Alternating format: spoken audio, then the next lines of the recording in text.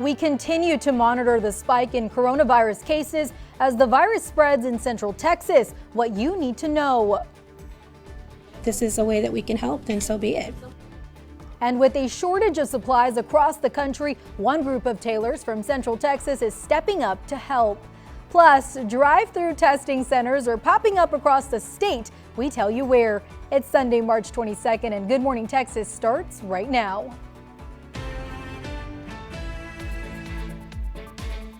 Good morning and thanks for joining us. I'm Eliza Navarro. Now we've got the latest on coronavirus numbers in Central Texas. Yesterday, Bell County announcing its 8th confirmed case of COVID-19 and 3 new cases confirmed in McLennan County, bringing the county's total to 16 cases with additional tests pending. And in Brazos County, there's now 10 positive cases, 9 of which are travel related. As the number of coronavirus cases continues to rise, the amount of available supplies is dwindling. One thing in really short supply across the country are the masks. Now, there's an important part of nurses and doctors' PPE or personal protection equipment, and hospitals are running low. So a group of tailors from Central Texas is trying to keep them in stock as long as they can. 25 News reporter Jack Allen shows us how. Matea Perales has been a seamstress in Waco for more than 40 years.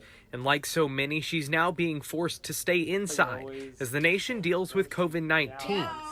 But her hands are still hard at work. She was watching the news in Spanish and they were talking about the shortage of medical supplies and the masks. And she told me in Spanish, Reina, diles que yo les puedo ayudar con coser, which basically just means I can help by sewing. So Matea put those hands to work as Reina reached out to local hospitals to see what they needed. Try to get an idea of what's going to work best.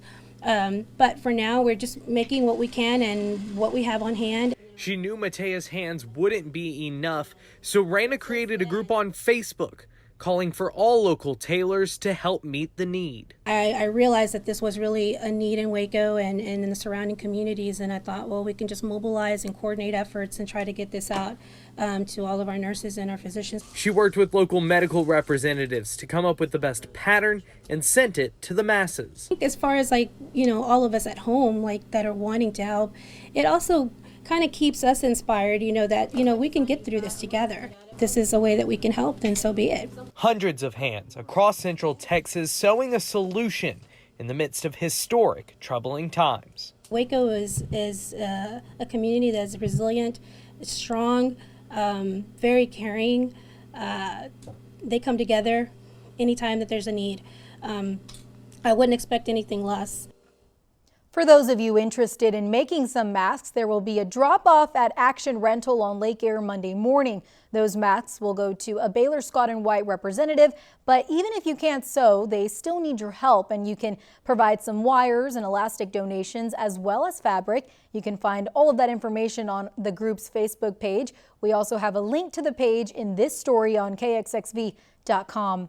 Houston taking steps to get ready for drive-through testing in the area. There's 2 lanes and 3 different stations, but this facility isn't for the general public. First responders and medical workers are among those in the first wave of testing. They may have criteria that they may have possibly been exposed to. They may have had a patient in their ambulance, or they made a 911 call to a resident who had a COVID exposure. That's what we're trying to focus on. The process to get tested is simple. At the first station, a nurse will check your temperature. Then you'll give them some personal information and travel history. And finally, they'll swab your nasal cavity to test for the virus. Yesterday, senior citizens were allowed to join the lines for testing. With seniors, 65 of age and older, that is symptomatic. So we wanted to kind of bring them in. We didn't want them standing in line in their cars for a long period of time. So we kind of wanted to be as least inconvenient to them. So today was set aside for our seniors, okay? And then tomorrow we'll expand that group, and at each day from this point on we'll expand it, and we'll have more sites that will be stood up so that the lines will not be long and people will be inconvenienced. The drive-thru will give you a unique ID code to receive the test following the drive-thru. The city says thanks to the drive-thru testing, 7 people were isolated with symptoms of COVID-19.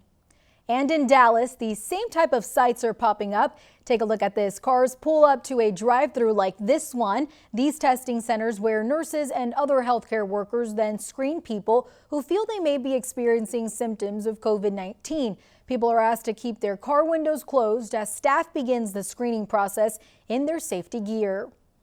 As many of our favorite spots are closed during this pandemic, people are now relying on outdoors to fill the void. But in Dallas, it seems like too many people are crowding places like hiking trails. Now you'll see signs up reminding people about social distancing, asking people to stay 6 feet apart. Texas Governor Greg Abbott has waived several regulations to help meet Texas needs for nurses. The governor's actions will allow temporary permit extensions to practice for graduate nurses who have yet to take their exams, and it will also allow nurses with inactive licenses or retired nurses to reactivate their license.